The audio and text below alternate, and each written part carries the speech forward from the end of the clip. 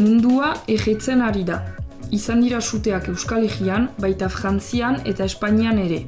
Leku batzuetan 10.000 hektarea ege dira, 100.000 jende ebakuatu, 10 etxe bizitza ege. Euririk ez du aski egiten, bazterrak idortzen dira eta naturak su hartzen du. Egin dezagun puntua.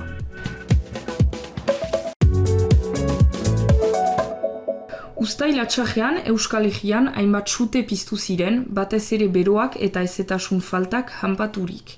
Aloña mendian oinatin, tximista batek piztu zuen, baina egunetik biharamunera itzaltzea lortu zuten suhiltzaileek. Araban ere izan ziren batzuk, ala nola Añanan, Arminonen eta Bastidan. Beste sute horiek ere, ordu batzuen buruan kontrolatu zituzten larrialdi zerbitzuek. Azken egunetan freskatu badu ere, beroa eta giro lehoja nagusi dira Euskal Herriaren gehiengoan.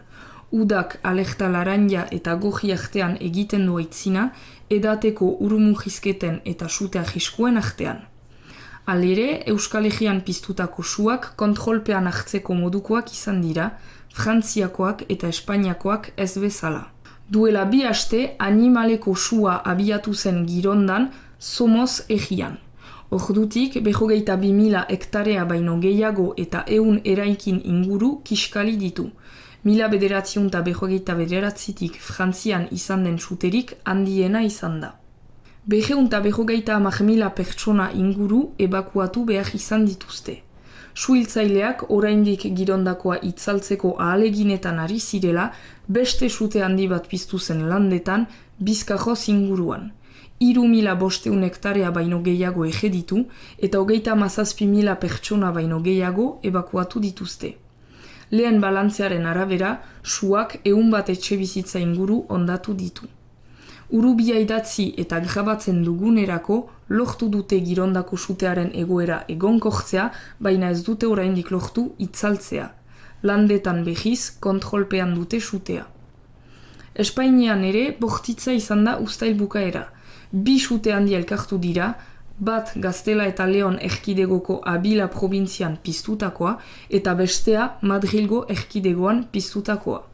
Espainiako Barne Ministerioak emandako datuen arabera, orotara 121.000 pertsona ebakuatu edo konfinatu dituzte. Madrilgo suteek 24.000 hektarea kiskali dituzte eta Abilakoek behiz 21.000. Hots, Frantzian bezala Espainian ere 25.000 bat hektarea ege dira aipatutako 4 sute nagusi horien ondorioz.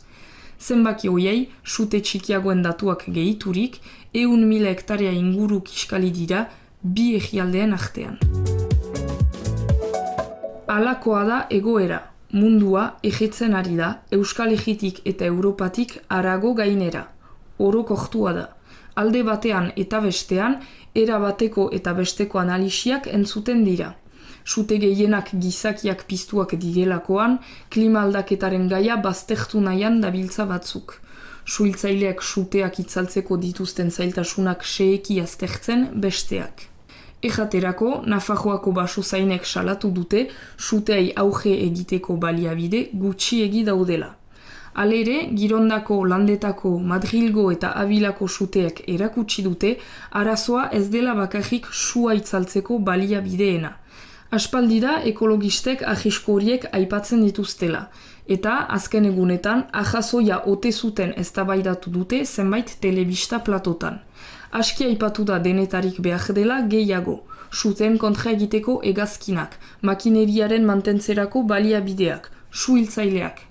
Baina klima urtero berotzen da eta hainbat kolektibok azpimajatu dute politika publikoen bidez arazoaren oinahira jotzeko behar lagia. Basuen zaintza eta mantentzea, lurzoruaren kudeaketa egokia, zuhaitz moten aniztasuna handitzea, ingurumenaren oreka zaintzea eta lujaldeak klima aldaketara egokitzea. Gainera, suten kontrako bojoka, klase arteko bojoka ere bada, etxea sugajetan galdu duten zenbait egitarrek azpimajatu dutenez. Hori izan da, Girondako suten elementu markagarria. Autoritateek Le Porge egia abandonatu omen dutela.